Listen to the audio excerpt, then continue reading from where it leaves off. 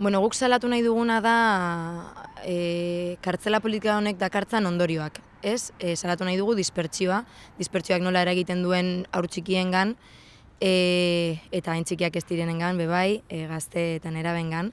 Badirela ertz anitz gure artean eta hitz egiten ez ditugunak eta landu beharrekoak direnak. Ara nola preso gaixoak, pertsona nagusiak, adineko pertsonak. Bueno, pasan astean egon ginen Sarek aurkeztu duen dosier berriaren aurkezpenean, ez? Eta Iñaki Barrutia psikologoak oso ondo kontatzen zuen zeintzuk diren puntuz puntu aurrengan nabariak diren eraginak, ez? Eta puntu bakoitza jorratzen zijoan ala, ni oso identifikatuta sentitzen nintzen, ez? Antsietatea, beldurra, regresioa, olako hitz teknikoak, bueno, azken finean zuk beti sentitu eta bizi izan dituzunak, azkenean ematen zaie izena, ez? Eta hori oso garrantzitsua da. Bueno, nik 9 nituenean hasi nintzen derrigorrezko bidaiak egiten, lehenengo ama, gero aita eta ama, eta gaur egun aita bakarrik ikusteko. Nik ez dakit esaten zer den normala, ez? Azkenean normalitza, bueno, oso zabala da. Nik badakit esaten zer den anormala, eta anormala dena da aita edo amarekin bizikidetza bat ez mantendu ahal izatea. Hau da, nik kontuak egingo banitu orotara zenbat egunez egon naizen nire aita eta amarekin, jaio naizenetik oso gutxi ateratzen dira.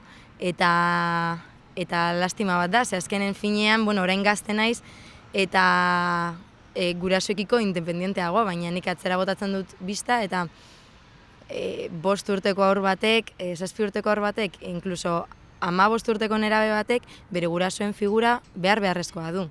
Eta hori da, ukatzen zaiena hain urrun egonda. Nik nire testigantza kontatzen duan bakoitzan, ez dut hitz egiten niri gertatu izan zaidan gauza baten inguruan. Nik hitz egiten dut, egun Euskal Herrian guraso biak bat edo bestea kartzelan eta urrun dauzkaten ume guztien izenean hitz egiten dut nolabait, ez? Asko gara eta hau ez da aislatutako zeuzer, hau ez da nire istorio pertsonala. Pausuak ematen ari dira eta gainera ikusten da kaleak betetzen direnean, hau dispertsioa erabaki politiko bat izan da eta borondate politikoarekin bakarrik amaitu daiteke egoera honekin.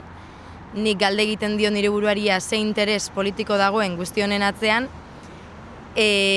baina dena den argi daukadan gauza bakarra da, erabaki politikoak ere gizarte zibiletik eskatu behar direla eta aldarrekatu behar direla. Politikoek gizarteak nahi duena egin behar duela, hori oso argi daukat.